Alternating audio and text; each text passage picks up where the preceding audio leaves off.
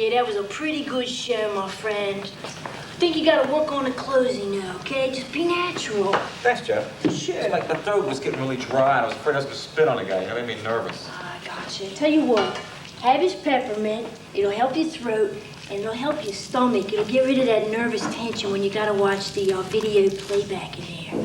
Thanks, Jeff. You bet. Sounds great. Sure. Do-do-do-do. Do-do-do-do. Do-do-do. Do-do-do-do.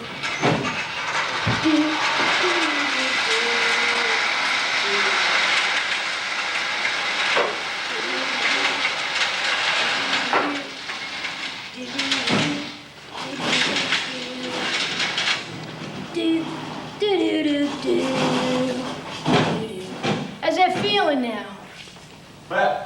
Feeling good, not feeling all squirmy like, right? Yeah.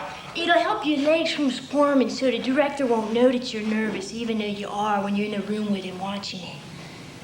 I know, because when I was 9 years old, it's the first time I got to go into my uncle's bar, the Pussycat Club, downtown Baltimore, you know? He said, come in, it's your birthday. It's about time you came into my club, pal. So I did. I went in, there's a nice round bar, sat right up there with the big fellas, you know. Started it on my French fries. And I was eating, and then some kind of woman came in the room. And she had one of them fuzzy bathrobes on, kind of like she just got out of bed or was going to bed, and I was a little confused what she was doing in the bar. And she went right under that little doorway, that sideways doorway they have in the bars, you know. Went right in, looked like she belonged there. And the next thing I know, she climbs up, you know, climbs up onto this Lazy Susan kind of circular thing, like a platform. It goes around and around. And she took off the robe and just kind of dropped it to the floor, right? And then she started dancing. She didn't have hardly any clothes on either, friend, man. She was just going, and she was looking at me like she had some kind of secret to tell me, you know? And my jaw kind of dropped, my mouth got dry, you know, like yours did. And my uncle came over because he could see that my legs were kind of squirming, you know, under the bar. And he said, here, Joe, have a peppermint. Keep your legs straight, okay? And I did. And it worked. And I was cool after that. I learned now, though, that that's a kind of a psychosomatic situation. In other words, you have some kind of feeling or ailment, like maybe you got a headache or something, right? There's nothing you can do to get rid of it. You try aspirin, you try to get your friends to come over and do this to you, you know, hit here, all this kind of stuff. Still, you got it, right? So you end up going to the doctor. And the doctor gives you these pills, says they're the absolute remedy, you know, they're the thing. You take them home, you take them, you know that's the thing that's going to cure you, you know, and the headaches to go away. And then the tricky part is you go back to the doctor to get more of the medicine, right? And she tells you they were just sugar pills. You did it. You believe you could get rid of it. You yourself made yourself feel better. And I was mad at first, you know, having to pay $10.50 for them pills, you know. But she was right. She taught me a lesson, and it was like the peppermints, right? Same thing, it's just sugar. But you feel better, right? Because I told you were gonna. You just gotta believe in it. Put this stuff away. I guess everybody went out to get some kind of beer or something. I guess they're coming back here. You know, the next time I go away, you're gonna have to come with me, man. Watch out for this stuff. You're gonna have to come with me. Because I had the best damn weekend, man. Monday, Tuesday, Wednesday, Thursday, Friday, Saturday, Sunday. That's one of them long weekends. I went out to the country. I got my old boyfriend's royal blue Camaro, right? And I started driving.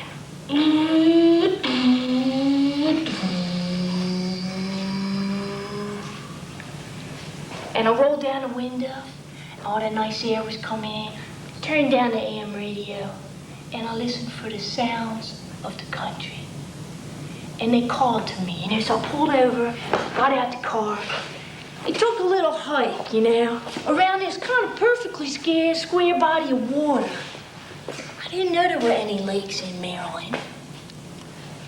But I took a hike and I was listening. And I spied this little family of froggies all making this noise like this. And then, and all kinds of sounds were happening all around me, and I just felt very like my life was simplified, And the sun came down a little bit. That kind of orangey light was around, and I heard this sound. Ooh, ooh, ooh, ooh. I thought it was something that could eat me up, like a wolf or something, But I come to find out, though it's the kind of a rough kind of sound. I mean, rough because you think someone's gonna come and claw you up. It's actually a peaceful-like creature, like some kind of bird or something. I could have just floated away. I'm gonna build myself a house on that lake with a pool table, some maids, and a really nice stereo.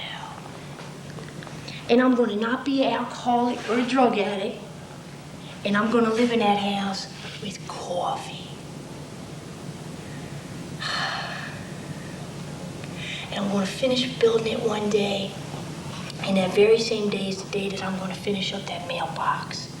The mailbox, that people have at the end of their little country roads, and it looks exactly like the house, like an exact replica, That's class, man. You know what I'm talking about.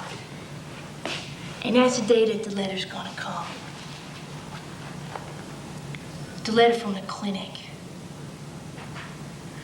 I'm gonna go out and I'm gonna get that letter. And I'm not even gonna go to the house. I'm gonna open it right there, right? And it's gonna say, Dear Baltimore Joe, that's me, okay? Dear Baltimore Joe, your AIDS test is negative.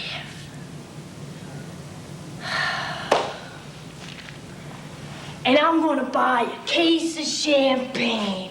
And I'm gonna get on the phone and I'm gonna call Highlandtown.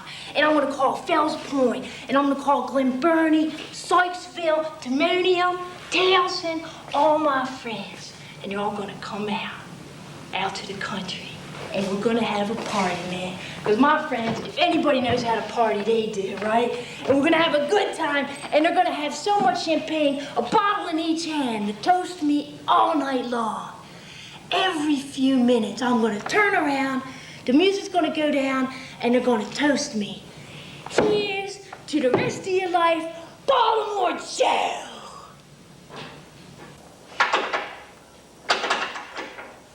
Some help with that thing? Hey, let me help you pull this on here now. Here we go, you ready? Oh, that's cool. Now what do we gotta do here now? You want me to go up here or you want to go up? All right. Now you're gonna get up there and we're gonna change this backlight, right? You got that all right? Okay, now let's change this to, go ahead and put that that reddish gel in there. It's gonna be not that, yeah, that looks mighty fine. All right, you don't get that in. And we're gonna have to move this. You might have to go get them other gels from the toolbox in there, all right? Yeah. Cool. All right, let's keep this here now. All right. Y'all, I'm telling you, you gotta come out and party with me sometime, though. You promise? Deal. Deal, I'm gonna take your word on that. And you know where we're gonna go? This place doesn't exist no more, but there was this place on New York Avenue in Washington, D.C. called the Exile. Oh man, it was some kind of place. It was like, you'd go in there at night, right? It'd be dark outside, but you go in and it's even darker. And these lights are going around, making you feel really like moving and grooving, and everybody there is like you in a way, The night that I went in particular, I looked pretty good, you know, so I got a lot of free drinks. And I was feeling good, and this guy came up to me and said, here, try this. And there was this little clear vial of liquid. And I said, what do I do? Put this in my beer, you know, make it stronger? And he said, no, just smell it. So I did. And it was better than any beer I had so far that night, you know.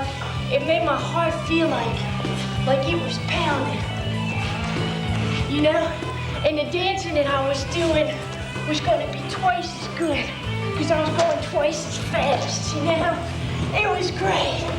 And I was seeing what was happening around, especially this one doorway where people were going in.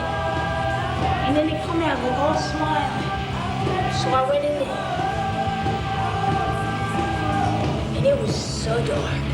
I couldn't see a thing at all. I could just feel people's bodies, you know? And this guy comes up to me and he says, hey. I said, hey. And the next thing I know, he was on his knees, right? And my hands were on his head and it was all prickly, like he had one of them short kind of crew cut things. Felt kind of tingly, you know? And then my zipper was down. And I was inside him, you know? And it felt really good. He was like telling me a secret, you know? And then, this guy came up behind me. And he said, hey. And I said, hey. And then my pants was down. And he was in me from behind.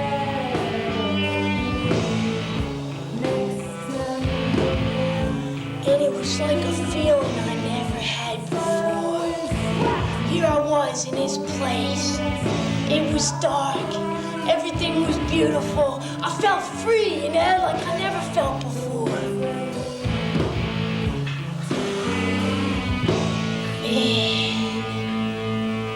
And I came out, and just like those other guys, I was smiling like I never smiled before. Y'all gotta come with me, man.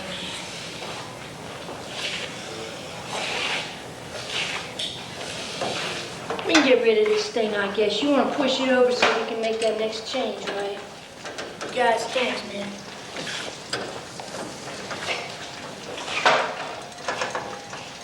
I think you might gonna need these gloves. There you go.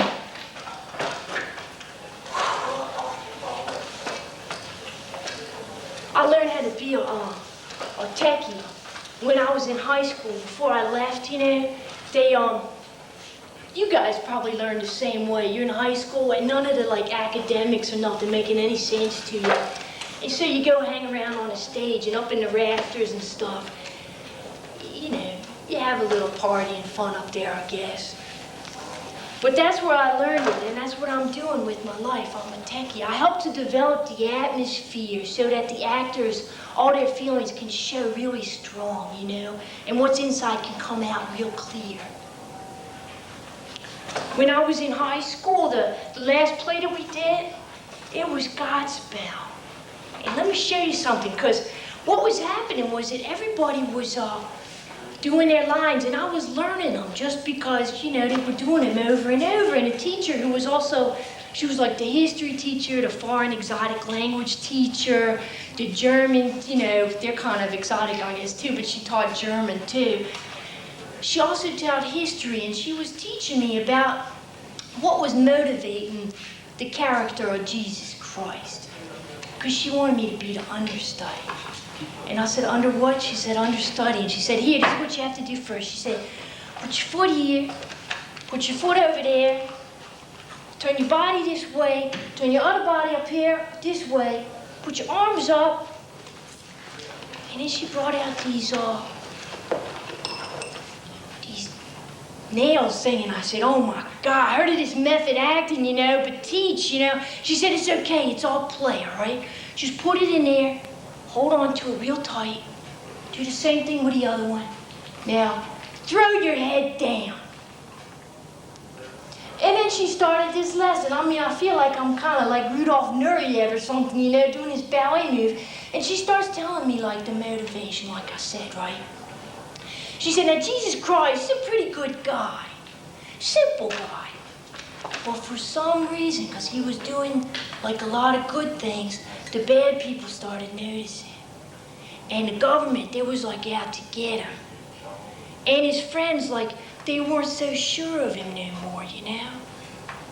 They kind of started like turning away. And she said, now, you are Jesus Christ, you understand all this, and therefore you look serene. And I tried, but I like couldn't do it, you know? Like I couldn't understand, like how's somebody supposed to like understand that stuff and look serene? And I don't know if you guys think this is pushing it or something, but that's kind of how I feel now. Cause that letter really did come to my house in Baltimore. And it didn't say negative, it said positive. And I'm doing okay, you know, like I told my friends about it and all, and they're coming and seeing me and stuff, but some of them, you know, they're saying, Joe, I can't really go through this with you, pal. I've been through it too many times with too many other friends, you know. I say, okay, I understand. And then I look at like the government and it's like that Jesus Christ thing. It's like, I'm okay. I mean, I didn't do anything to anybody, but here I am. Gonna die probably, and they ain't doing nothing to help me. I'm in this program, this HIV program, positive program at the Institute of the Health National, something like that, right? And they gave me this medicine. I got a AZT, right? And I got the DDI. And I'm in this series of tests, but see, I don't know, is this really the thing? Or is it like them peppermints, you know? I mean, they say believe in these pills, and I don't know whether to believe or not. I mean, I'm hoping that these are the real things, because I'm a nice guy. I think they know that, so I'm hoping that they gave me the good ones. But I'm just not sure, you know? And I'm keeping my spirits up because that's supposed to be important too. Be positive when you're positive, you know. But sometimes, you know, it's just like damn it all to hell, right?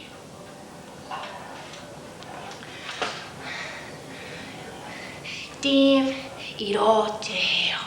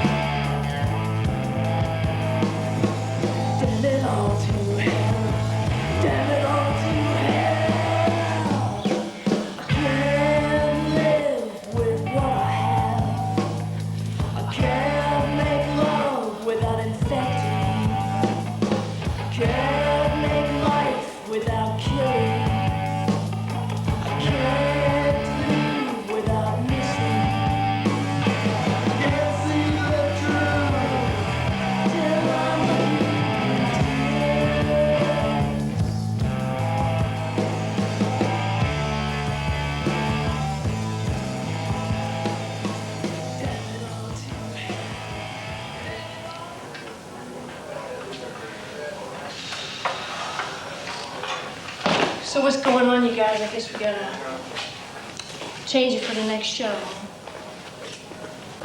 So what do we want for this next show? Believe it or not, they want to use green. One of these greens, in fact, this one right here, pale yellow green. Pale yellow green. Yeah. All right. Let me go check and see if that's a gel that we got up here already. All right, great. Cool.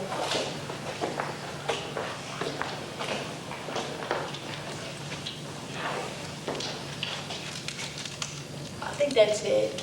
That should be all right. There you go. Keep that for me, will you?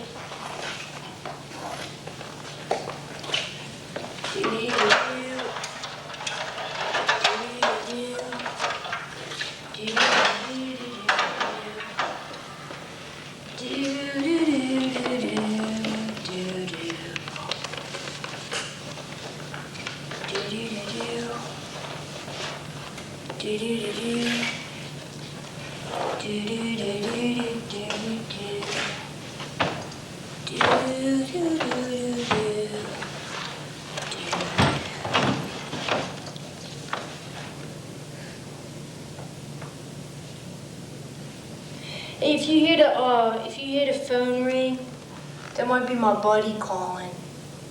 I left the number with him here. So it's important, you know, if we're in the middle of something, really, I mean, you should get the call through to me if that's all right. He's always calling to check, you know, am I eating right? Am I taking the pills the right time and stuff? And I want to make sure that we get in touch with each other because it's kind of pertinent. That's what he said, it's pertinent stuff.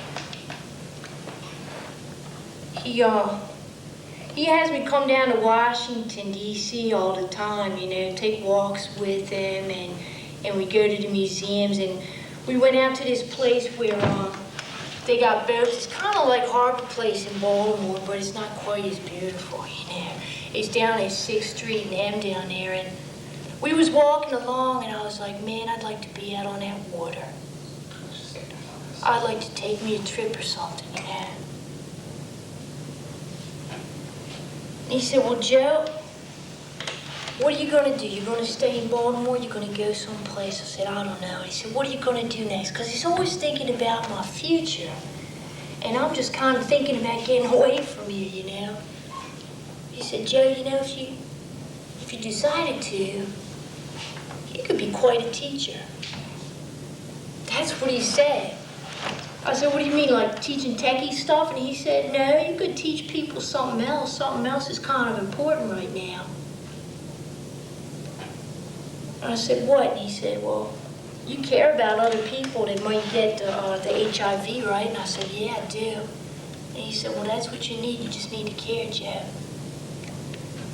And I said, so what am I supposed to do? And he said, well, you know, people ain't getting the message real clear like they're supposed to. They get some kind of like, all this kind of technical language. They don't actually know what to put where, when to put it, how to fix it up, you know, so that they're safe from each other and can love each other at the same time. So I was with them at the Institutes of the Health. And there was this big group outside, all these activists yelling stuff, and I was inside, and they took this, oh man, you thought I was going for the cigarettes, didn't you? I wasn't. You know, one time I pulled out a box of cigarettes, which I have since quit, by the way, and I opened up the lid, right? And there is this ugly little man dancing around. It was Jesse Helms, man. He was like little miniature guy in there. Smoke me, you know. I took that box and I threw it away, man. I don't smoke that stuff no more. This is the pocket. These people like balled this thing up and they threw it to me, you know, so I guess I could find out what it is they were protesting against.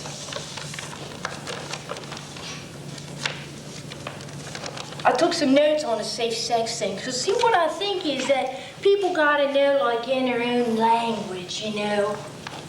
They gotta know, you gotta have people who's on the street teaching other people who's on the street how to do this stuff. There's actually, like, this group up in Toronto, in Canada. They got a bunch of prostitutes together, and they wrote a brochure. It's perfect, but let me go through these real quick, okay? Because what I'm going to do is bring all these kids out to this country house that I'm going to have. And I'm going to get them out on this boat in the lake, right? And I'm going to teach them safe sex. Because even if they get a little uncomfortable because they're not used to hearing this stuff, they can't get off the boat, right? Okay, number one, use a condom when you're doing it, all right? When you're doing sex. Number two, use a condom during oral sex.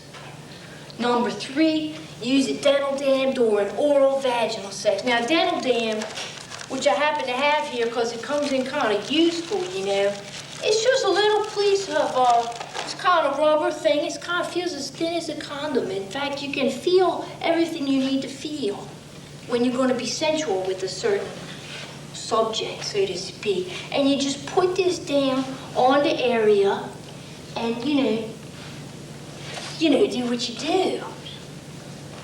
They're kind of hard to find, but very useful indeed. So that's a dental dam. That's for the oral sex. Number four, I hope you guys, you know, I hope I don't have to say this. I hope none of the people in my group of students are going to be users, but they might be. So this is never share works. It's just a smart thing. Number five, avoid fisting, rimming, or sharing unclean sex toys. Number six,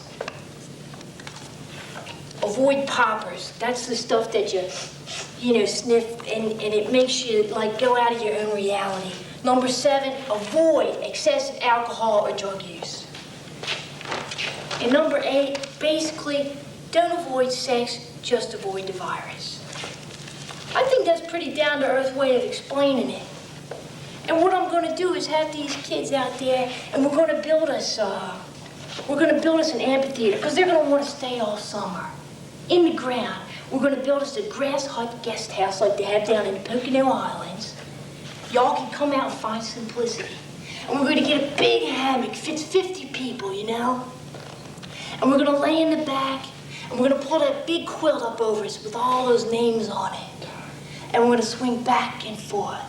And we're going to watch the moon together go down.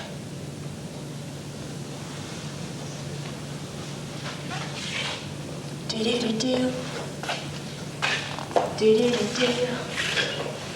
Do-do-do-do-do-do-do. Do-do-do-do-do. Do-do. Do-do-do-do. Do-do-do-do. Everybody. Do-do-do-do-do-do-do. Do-do-do-do-do-do. Do-do-do-do. Cha. Do-do-do-do. Cha. Do-do-do-do. Do-do-do-do.